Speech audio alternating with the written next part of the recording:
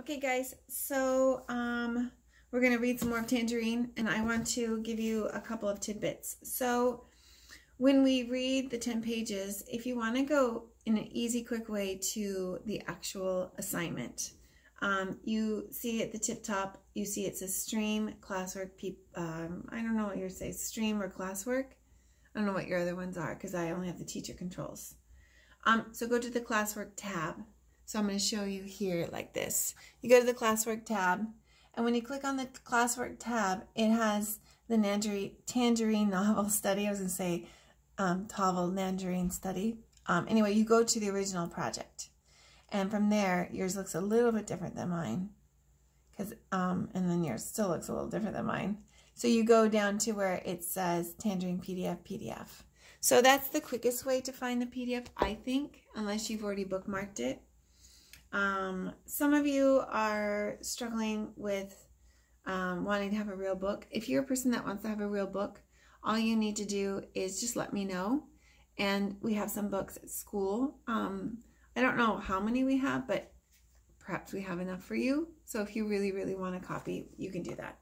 So we left off yesterday at page 70. Mike Costello has died. And Paul went to the, like, wake. I think they called it a wake. And didn't quite know how to act. And Joey Costello's family was told Paul Joey wanted to talk to him. And Joey invited him to go to the Tangerine Carnival.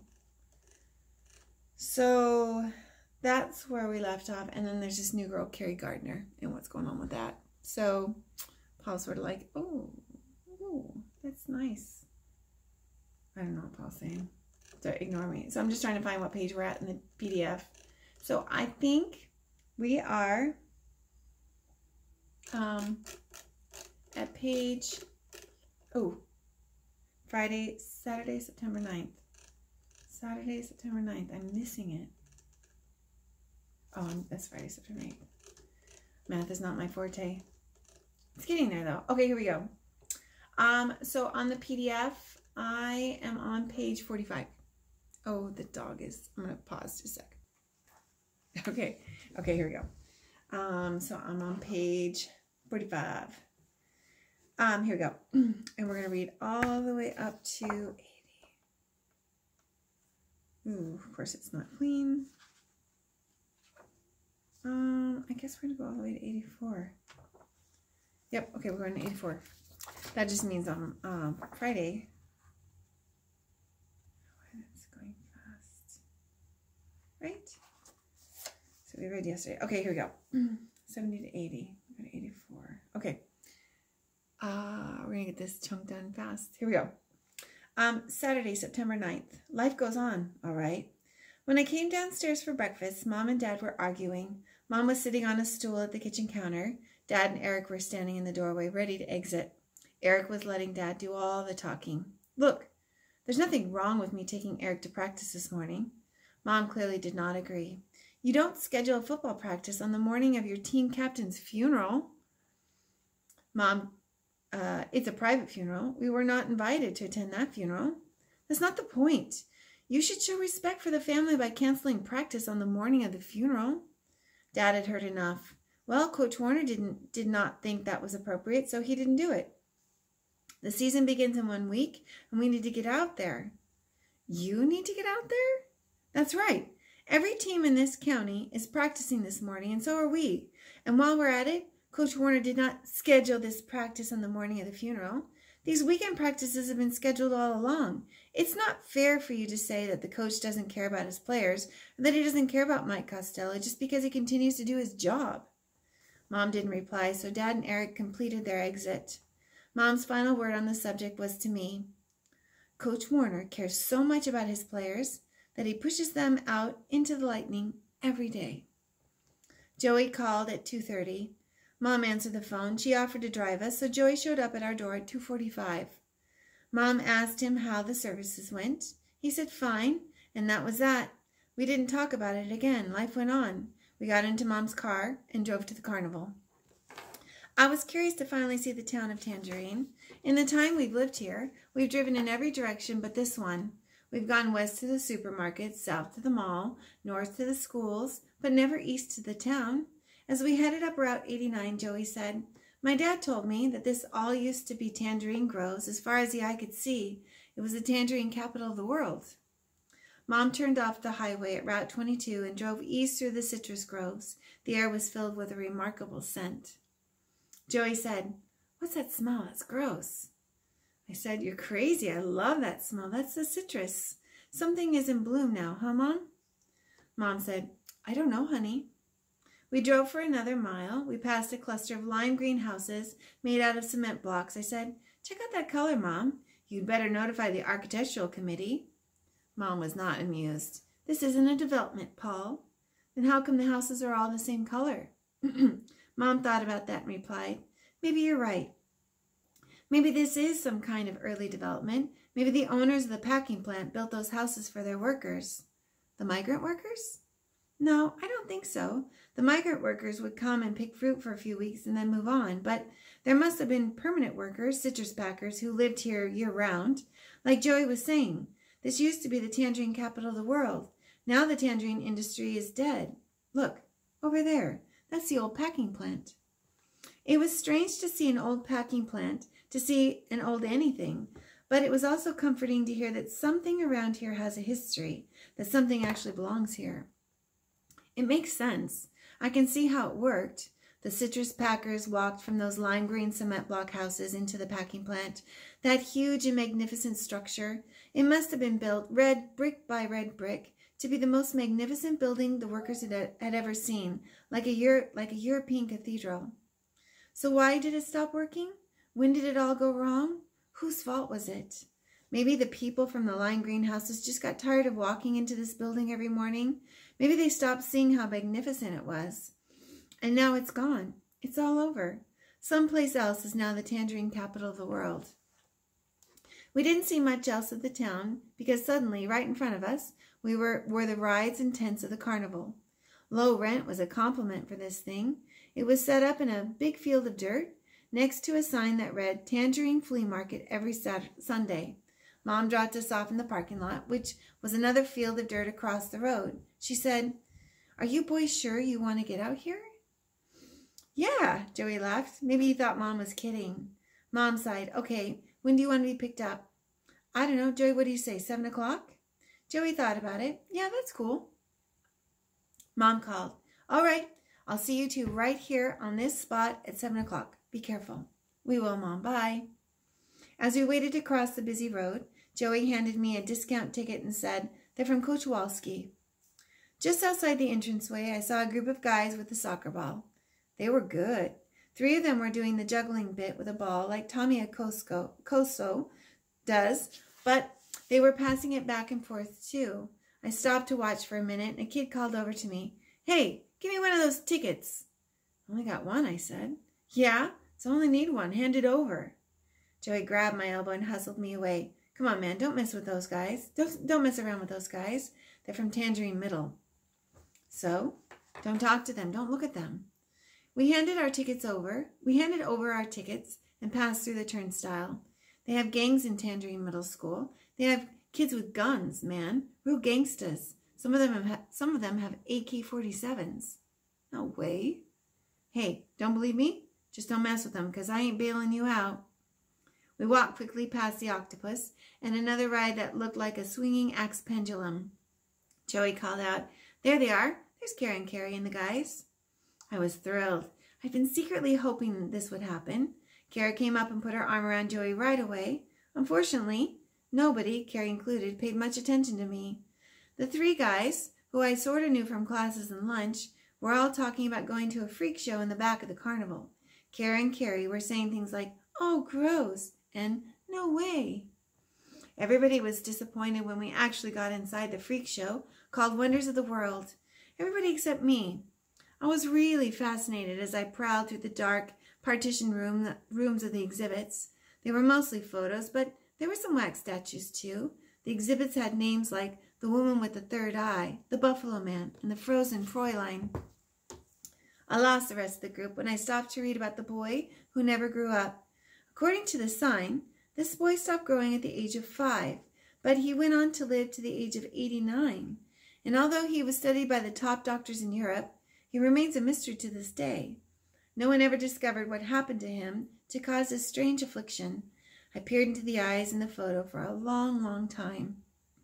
When I came out of Wonders of the World, blinking in the sun, my classmates were all gone. The guys who I'd seen at the entrance with the soccer ball were there, waiting to go in. They were too busy karate kicking at each other to notice me. I turned left and headed toward the big double Ferris wheel. I watched it being loaded seat by seat. The wheel rotated up and I saw Kara and Joey close together on a seat. It rotated again and I saw Carrie. She was sitting with one of the guys from the group, a guy named Adam, a guy who doesn't wear glasses and who knows how to talk. I spun around and walked the other way, eventually stopping at a snow cone place. After about half an hour by myself, I caught up with the group again.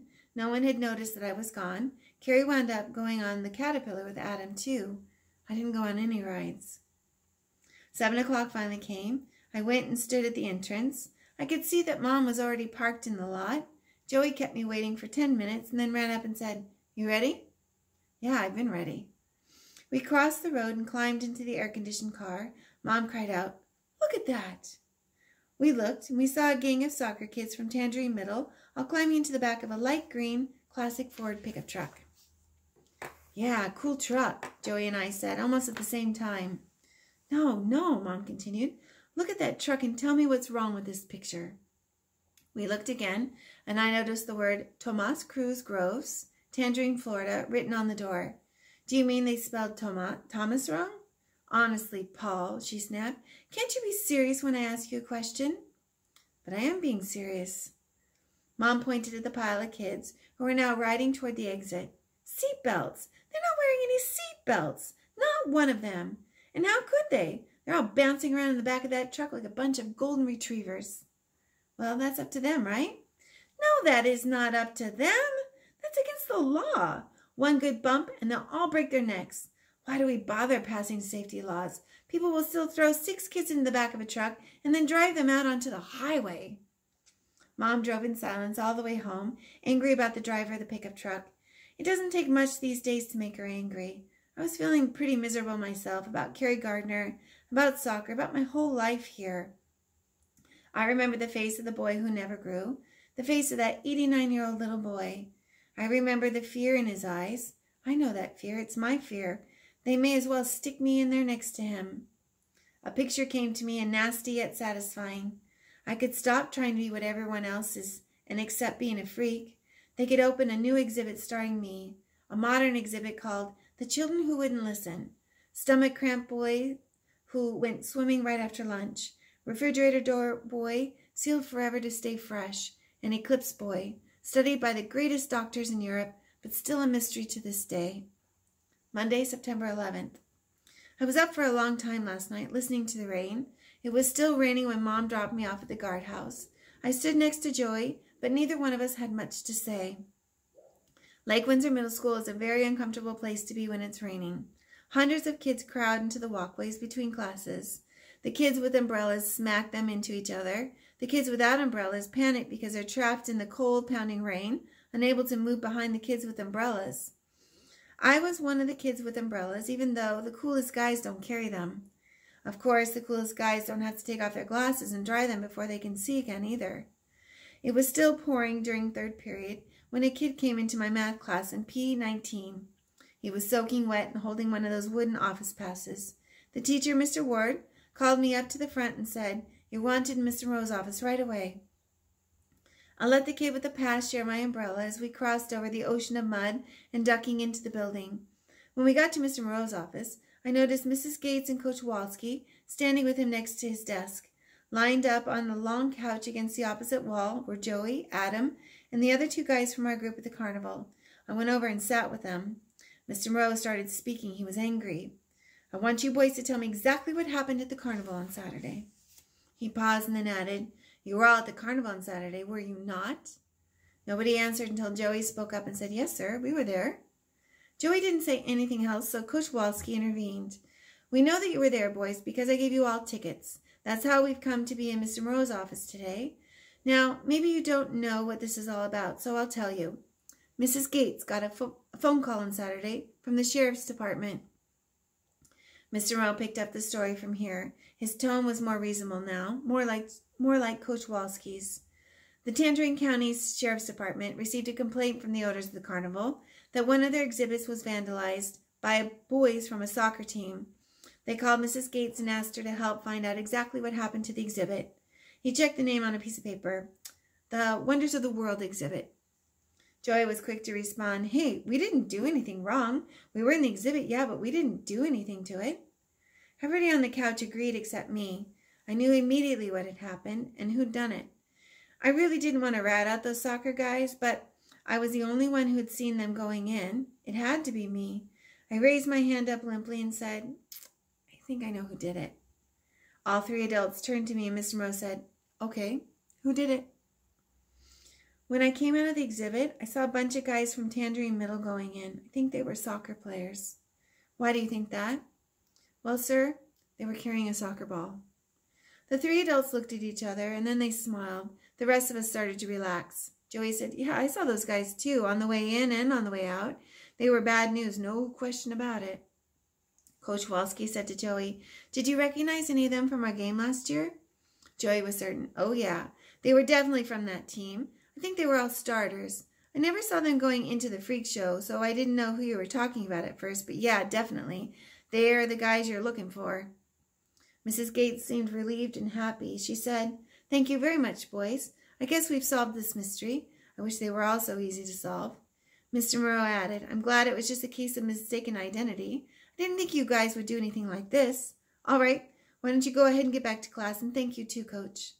Coach Walski told him, "I know the coach at Tangerine Middle. Her name's Betty Bright. Call Betty and tell her what happened. She'll round those kids up." Mr. Moreau picked up the phone and we all piled out into the hall. Nobody said anything. When we got to the outside door, I asked Joey if he wanted to walk under my umbrella. Adam and the other two kids were too cool to have umbrellas, so they took off and ran through the rain toward their portables. I stopped when we got outside the building, right at the entrance to the boardwalk. This whole thing was really bothering me, so I said to Joey, "Hey, we ratted those guys out." Joey seemed puzzled. "Yeah, so what? They're never going to know who we are." "Oh, no? Who knows what Moreau's going to say to this Betty Bright? He might tell her our names." "No way. It's not like we're testifying in court or filing out affidavits. Our names aren't on anything. Listen to yourself. You sound like a lawyer." "Oh, give me a break, Fisher. Do you want to take the rap for something you didn't do?" "No." Joey paused for a moment and asked, "So how come you took off at the carnival?" "I don't know." I paused, too. I finally said, "That Adam kid, is he going out with Carrie Gardner? Is that the deal?" "Adam? Adam's a geek." "So what does that mean? Is he going out with her or isn't he?" "Not that I know of. Why? Do you want to go out with her?" "No." "Why? Should I?" "Well, hey, she obviously likes geeks. Why shouldn't you?" I stood there trying to think of a comeback. Then suddenly I heard a whooshing sound, like the sound you get when you open a vacuum-sealed can of peanuts. Then the brown water that had puddled up all over the field began to move. It began to run toward the back portables, like someone had pulled the plug out of a giant bathtub. Next came a crack, crack, cracking sound. The boards began to come apart, and the loose mud under the walkways began to slide toward the giant bathtub drain. One after another, the doors of the portables opened, and the teachers looked out, staring into the dense rain, trying to spot the cause of all this commotion. Mr. Ward opened the door of Portable 19. He stepped out onto the porch and looked around. Across the field, the kids from Miss Alvarez's portable came walking out with their belongings in a single file, like they were supposed to do in a fire drill. Other teachers saw that and started their kids out too, but suddenly there was a larger sound. A louder whoosh turned every head and opened every eye in that rainy field. Then the walkway started to heave up and down, making terrible splintering noises. Immediately, kids started screaming and vaulting over the handrails, landing in the ankle-deep mud. Another whoosh and more violent cracking sounds followed. Then every 7th and 8th grader started to pour out of those portables, some still calm, some panicking. There was an instant and total chaos in the back row, the one nearest the football field, because the portables themselves were starting to break apart and move. The kids came diving out, jamming in the doorways, pushing into the backs of other kids, knocking each other flat on the disintegrating boardwalks. They knocked each other into the moving mudslide that was now swirling in a circle around them. "What is it?" I yelled to Joey. "An earthquake?" "No, a sinkhole, man. It's a sinkhole. It's opening up under the field. Look at 19. I looked and saw the entire portable being swallowed up by the mud, its roof now where its porch steps should be. I yelled, "That's my math class!" Joey shouted back over the din, "They must all be trapped in there." I didn't even think about it. I yelled back, "Come on!" We ditched my umbrella and jumped out of the way as the first panic wave reached the building. We pushed around the bottleneck of screaming kids forming at the door. Stepping carefully, we sloshed and fought our way through the mud to Portable 19. We joined some 8th graders in a kind of bucket brigade, extending from the field down to the sinkhole. They were grabbing the hands of kids who were trapped in the portable and pulling them up step by step to the edge of the hole. Some of those guys must have been 10 feet below ground level at this point, and the sinkhole was still deepening and spreading. The mud continued to swirl around us in a rapid clockwise motion. Empty of kids, Portable 16 fell right over, roof first, into the far end of the hole. Portables 20 and 21 were balanced on the rim of the crater, about to go. Joey and I dug our heels into the mud about halfway down toward the bottom of the hole. We pulled and grabbed at kids as they made their way up the slippery incline to the top. Some of them were so frightened that they didn't want to let go of us, but we pushed them along anyway, up to the next guys. I lost my balance twice and fell into the mud, but I managed to right myself quickly. My glasses were so caked with mud that I could no longer see anything clearly. I must have pulled 20 kids up before I heard Mr. Ward's voice yell, "That's it! That's everybody! Let's get out of here!" Those of us in the middle of the line helped the guys from the bottom to climb out. Then they pulled us up. I heard Mr. Ward yell again, "There goes 17 and 18!" And I heard the sounds of Portable 17 and 18 splitting apart. The whooshing was getting louder, and I felt afraid for the first time, afraid that we all might get sucked down and drown in the mud. We moved out in a tight group, holding on to each other through the field of moving slop and splintered boards. Finally, we pushed our way inside the main building, out of the rain. I tried to clean my glasses on my sopping, filthy shirt. No way. Someone snatched the glasses away from me, right out of my hands. It was a big guy with a towel, and he proceeded to wipe them clean. He said, "Mars, my man, good work out there." I knew that voice. I said, "Thanks, Gino." He placed them carefully back on my head and said, "It sucks what they did to you, Mars. I told Coach Walski that, too. You're the best 7th grade 4-eyed Martian goalie in the entire county." "Thanks, Gino. I appreciate that." He started to move on with his towel, but he turned to add, "They should have bent the rules for you, Mars. They bend the rules for other guys, lots of them, so they should have bent them for you." I watched Gino head off into the sea of muddy and miserable kids. Sirens began to wail outside. Then loudspeakers crackled to life. "This is Mrs. Gates. We're experiencing an extreme emergency. Please listen carefully and do exactly as I say. First, any injured student should come immediately to the office. No student who is not injured should attempt to come to the office at this time. All other students should move calmly and quietly to their afternoon bus stops or pickup points. School buses have already been dispatched to drive you home. If you cannot go home at this time, you should proceed out the front entrance and walk to the high school gymnasium." Mrs. Gates repeated this speech twice more as I worked my way out the front door and turned left to my bus stop. I hooked up with Joey again there. He said he heard that there were kids with broken arms and legs all over the office. A convoy of ambulances, police cars, and fire engines turned into the entranceway, their sirens wailing and their lights flashing. The rain continued to hammer down, pounding on the long line of kids trudging north around the football stadium toward the high school gymnasium. Our bus pulled into the circular drive, and we climbed on board patiently and politely, slopping mud all over the aisle and all over the aisle floor and seats. The bus driver said she had instructions to take us right to our doors. I was shivering and my teeth were chattering by the time I got home. I let myself in through the side door to the garage and went into the laundry room. I peeled off my shirt, socks, shoes, pants, and dumped them all into the washing machine. Then, wearing only my undershorts and streaked head to foot with mud, like one of those lost guys from the Amazon rainforest, I went in to break the news to Mom. Okay, so notes. I'm going to definitely get that part of where Paul's talking about the wonders of the world, where he talked about how he related to that kid that never grew up. I'm going to get that. And yeah, think about your project.